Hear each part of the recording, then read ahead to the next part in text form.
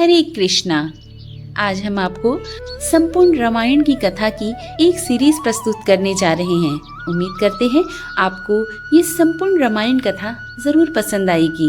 तो चलिए कथा का आरंभ करते हैं।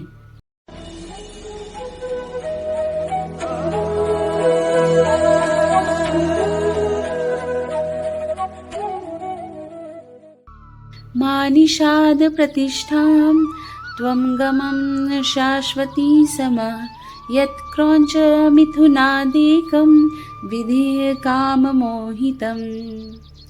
आदि कवि वाल्मीकि के मुख से अनायास निकला इस पहले श्लोक से उन्हें रामायण महाकाव्य लिखने की प्रेरणा मिली। एक दिन दोपहर के समय महर्षि वाल्मीकि तमसा नदी के तट पर प्रकृति की सुंदरता का आनंद ले रहे थे। वसंत उतर रहा था, पेड़ों की छाया सुखद लगने लगी थी। वन पर्वत सब हरे भरे थे। तमसा मंद गति से बह रही थी। नदी का जल निर्मल था, उसमें तैरती हुई मछलियां चमक रही थी। नदी ताल भी साफ दिखाई दे रहे थे। हरे भरे वन में भांति भांति के पक्षी कलरव कर रहे थे। नदी के किनारे लंबी चोंच वाले चटकीले रंग के पक्षी एक पात में ध्यान लगाए बैठे थे। उनमें से कभी कोई तेजी से उड़ता और तीर की तरह पानी में चोंच डुबोकर कुछ पकड़ ले जाता। नदी तट की शोभा को देखकर महर्षि वाल्मीकि के मन में अपार हर्ष हुआ। सहसा उनके कान में क्रौंच पक्षी की सुरीली ध्वनि सुनाई पड़ी। आंख उठाई तो देखा क्रौंच पक्षी का एक जोड़ा नदी तट पर कल्लोल कर रहा था। क्रौंच कभी चोंच से एक दूसरे के पीठ सहलाते, कभी थोड़ा सा उड़कर वे इधर उधर बैठ जाते और पास आकर खेलने लगते। महर्षि वाल्मीकि को यह क्रौंच बड़े ही प्यारे लगे। इतने में नर क्रौंच को निषाद की तीर कहीं से आकर लगा और वह गिरकर छटपटाने लगा। पति की यह दशा देखकर क्रौंच बड़े करुण स्वर में रोने लगी। क्रौंच मिथुन की यह दशा देखकर ऋषि का हृदय करुणा से भर गया। वे शोक के सागर में डूब गए। उनके हृदय की करुणा एक श्लोक में फूट पड़ी।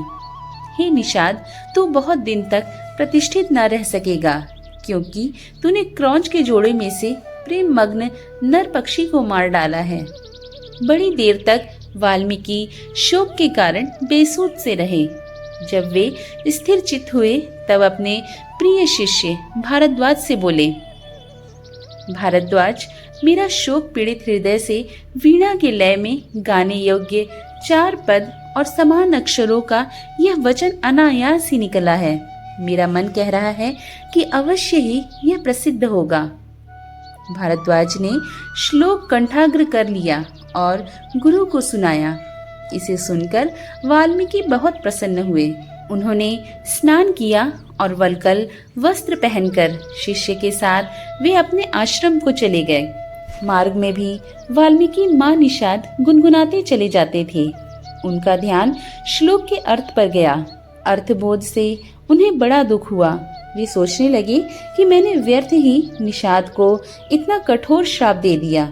इसी चिंता में मग्न वे चले जा रहे थे कि उनको नारद जी की वाणी सुनाई पड़ी। एक बार नारद जी से उन्होंने पूछा था, हे देवर्षि, मुझे किसी ऐसे पुरुष का नाम बताइए जो गुणवान, बलवान और धर्मात्मा हो, जो सत्य पर दृढ़ रहता हो, अपने वचन का पक्का हो, सबका हित करने वाला हो, विद्वान हो और जिससे बढ़कर सुंदर कोई दूसरा ना हो। नारद जी ने कहा कि ऐसा एक ही पुरुष है जिसे मैं जानता हूँ। वे इक्ष्वाकु वंश के राजा दशरथ के पुत्र राम हैं। वे सब तरह से गुणवान और रूपवान हैं और जब क्रोध करते हैं तब डर के मारे देवता और दानव भी कांप उठते हैं। वाल्मीकि को ये सब बातें याद पड़ी और रामायण की जो कथा नारद जी ने संक्षेप में सुनाई थी वह भी उनको याद आई। यह भी याद आया कि देवर्षि देवलोक को आकाश मार्ग से किसी अद्भुत गति से चले गए थे। जब महाराज रामचंद्र की कथा वे दोहराने लगे तो सहसा माँ निषाद श्लोक का एक दूसरा अर्थ उनके मन में आया है।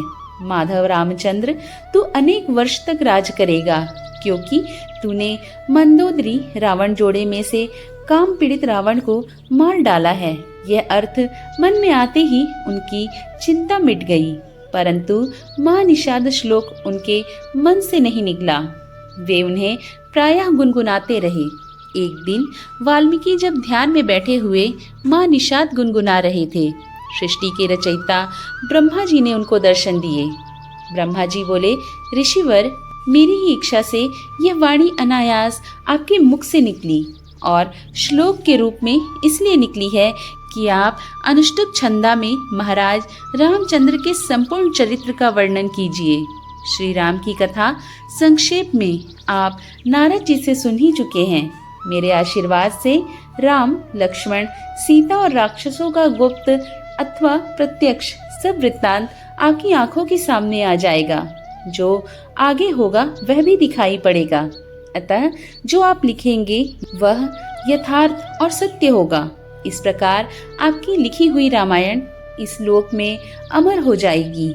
इतना कहकर ब्रह्मा जी अंतर ध्यान हो गए। वाल्मीकि श्लोकों में श्री राम के चरित्र का वर्णन करने लगे। सब श्लोक मधुर और सुंदर थे। उनका अर्थ समझने में भी कोई कठिनाई नहीं होती। उनके सामने राम, लक्ष्मण, सीता, दशरथ और दशरथ की रानियों का हंसना बोलना, चलना फिरना प्रत्यक्ष हो गया और वे बिना रुके रामायण की कथा लिखते रहे।